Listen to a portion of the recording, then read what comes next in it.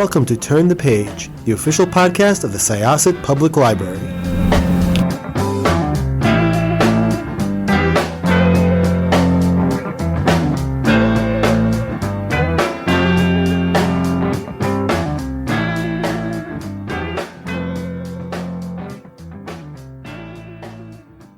Hello, everyone. Welcome back to Turn the Page. I'm your host today, Jen, and today I am joined by the author of a fascinating half history, half sort of reflective memoir about a huge musical movement of the early aughts. That was a big part of my coming of age and a lot of people's coming of age, and I am so excited to talk about it. So welcome. Could I ask you to introduce yourself and your book, please? Yes, my name is William Ramsey, and I wrote Say the Quiet Part Out Loud, a book on 2000s emo. Yeah, it is so good. It was such a fascinating read. For someone who I was a little bit late to emo as a fan, but I grew up on Long Island and I grew up in the early aughts, so it was all around me in the air. And so it was really interesting to learn about this thing that was like a huge part of, the culture at the time, but that I wasn't super aware of the history of. Yeah. So I'd love for you to tell us a little bit about your journey to the book. Can you tell us about your career and yeah, the emergence of the MyEmoDiaries brand? Yeah, so I mean, this whole thing has just been a very interesting journey that kind of happened by accident. So the way that it started, essentially, I started this account to promote parties that I was doing in Chicago. I would throw kind of like these emo nights that I would DJ at. And once that stopped, I started to think, okay, what else do I do next? I was like, well, I've been writing my whole life. And one of my friends was like, you love emo music so much, you should just write a book. Those were his exact words. And at first I took it as a joke and I made a video on TikTok and I basically said I was going to make this book. I didn't think anything of it. I went to sleep and the next day it had like 100,000 views. Yeah. And so then I said, oh, I guess I have to literally write a book now. Nice. Yeah, I really love I think it's so fascinating the role that TikTok played in it all because that's where I encountered the book. Um Mhm. and it sounds like the TikTok was really useful both like in the writing of the book because you tell some stories there that end up in the book itself and for promoting it and for making people aware of it. So it's a very efficient, smart way to get to create and promote a book. Oh yeah, I think I say this to like my other writer friends. Like I feel like TikTok has been a game changer for a lot of like independent writers, indie writers. 'Cause I said I've been writing for a long time. I've released several books before that, and they all completely flopped. So I had like zero expectations for this, and it's just been this amazing, wild ride that has kind of like quite literally changed my life. So Nice. Yeah, so let's talk about the book itself a little bit. You get into the sort of deeper history of emo. We all think of it as like, as I said before, an early aught movement and phenomenon, but you trace it back to its origins in the 80s and 90s. mhm. And I was really interested to learn that what we think of as emo is really like the third wave of emo. Can you talk a Yeah, little bit about that evolution? yeah. So emo is obviously a subgenre of like alternative culture, alternative music. And like most subgenres that start from alternative music, it started very underground, started in the late 80s in Washington, D.C., which was like the first wave, which had bands like Rites of Spring. And then it had the second wave in the 90s. So shortly after grunge sort of died, the second wave of emo it wasn't quite mainstream, but it was definitely getting a lot of attention. And by early 2000s, that's when like it became this massive mainstream thing with bands like, My Chemical Romance, Fall Out Boy. Now, now there's a lot of emo purists, like hardcore emo purist dudes who are like, oh, that's not real emo, but it was emo. It was just a different, it was just a different mutation of emo or evolution of emo. But yeah, that's the main one that most people are familiar with is that third wave, just because I feel like it was a part of a lot of millennials kind of teenage years, to be honest. Mhm. Absolutely. And it's so interesting to me that like millennials were coming of age at this moment. The music itself was kind of coming of age, and the internet was coming of age. And the internet Yeah. plays like a huge role in how this music is disseminated and knowledge of it and the MySpace of it all and everything. So, yeah, could you maybe talk about that part, like the role of the internet and how all these bands sort of took advantage of it in order, not took advantage of it, but utilized it in order to get their music out there. Yeah, I would argue that people might not agree with me with this. I would argue if it was not for the internet, I'm not sure we would be having this conversation. Just because, like early on in the early 2000s, you had bands like Dashboard Confessional, and they would share their music on Live Journal, which was kind of like even pre MySpace. um, and kind of, I feel like social media and emo just goes hand in hand because the two can be so intimate, and that's kind of how it kind of grew. Really, I feel like Dashboard Confessional started that wave because of using early social media like LiveJournal, um, and then obviously MySpace played a massive role because it was the first time when you had a situation where a bunch of like weird kids could kind of meet each other. If they didn't have anyone in their city, they didn't have anyone in their town, they could meet each other online and talk about these bands. And it kind of like spilled over into like mainstream consciousness from there. So I feel like even now that social media still plays a massive role for alternative and underground music. Absolutely. And it's even kept, I think, some of these bands in the conversation Yeah. today. Like even, talking about TikTok, there have been tons of My Chemical Romance Black Parade, quotes that get like lip synced and Yeah. redistributed. It's also it's really an interesting moment in history that sort of produces this just explosion. You do reference that the genre is divisive. It obviously has very devoted fans, but it also Mhm. experienced cultural backlash in its own day. So can you talk about maybe the reception and the sort of like the good parts of the reception, the people who sort of found a home in the music and connected, and then maybe the not so good parts of it?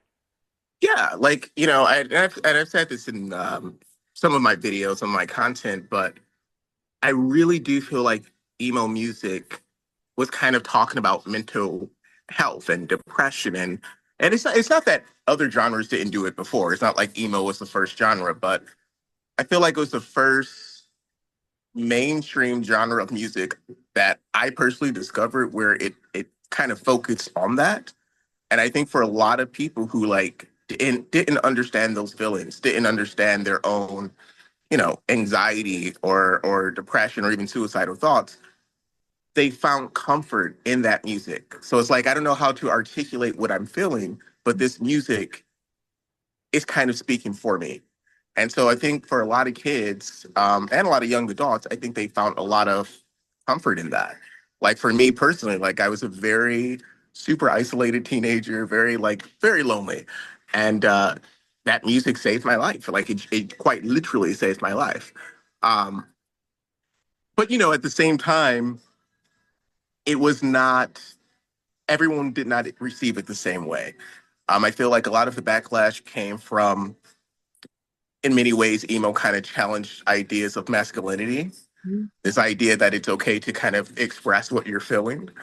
Um, I know for sure a lot of the backlash was like this kind of this underlying homophobia, just because a lot of some of the bands, but also like a lot of the kids who were into it, kind of did a lot of gender expression really before that even became like what it is now.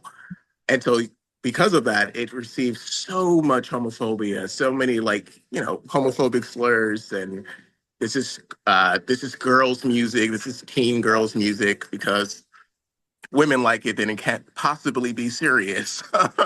And so yeah, it's just been interesting to see it now though, 15, 20 years later, where the same people who used to kind of like mock this music in this community are like rocking Mike Helm shirts and like, oh yeah, I've always loved this. It's like, not really. Yeah, the change in the reception over time is so interesting. It's crazy. That whole aspect too of the sort of like the media hysteria. It almost reminded me of like the Satanic Panic, and how like there were Yes, moral yeah. panics of like, oh, this is ruining our children, there's Mhm. this while and it's kind of ironic because like while it was actually saving lives, it was, there was this like culture of fear that it was doing the opposite. Yeah, I think because music for a lot of parents probably felt so dark and so heavy, where you just naturally assume this must be a negative impact, but it's like it's the opposite because it's talking about these things your kids are they don't know how to talk to you about, So that's what I think it gave. At least it gave me that. Mhm. Absolutely. So the book is a blend of the history of all of these bands, their impact on the culture, and a little bit of self-reflection. Mhm. You've talked a little bit about like your entry into the genre as a fan. Can you talk a little bit more about that? What were the bands that drew you in? And yeah, tell your emo story. Yeah. Yeah, so for me, it really was Dashboard Confessional. I remember just like randomly watching MTV, and it was his Unplugged. I had no clue what emo was. I had no type of concept whatsoever, but I just kind of felt very connected and compelled to kind of learn more. And my teenage experience was it was one of chaos. It was one of I didn't have a stable home. I didn't have a stable home environment. So I was like literally living in and out of like motels. It was awful. But the one consistent thing was that music. And so I started getting deeper into it. I started getting into bands like Thursday and Taking Back Sunday, of course, My Chemical Romance. And during that time, that felt so incredibly dark and so incredibly hopeless. That music was quite literally my saving grace. I didn't have any friends. I didn't have like there was like it was like nothingness. And yeah, it's just a genre of music I just always connected with. That's always kind of been there for me. And I thought as I got older I would kind of get out of it, but obviously it's quite the opposite.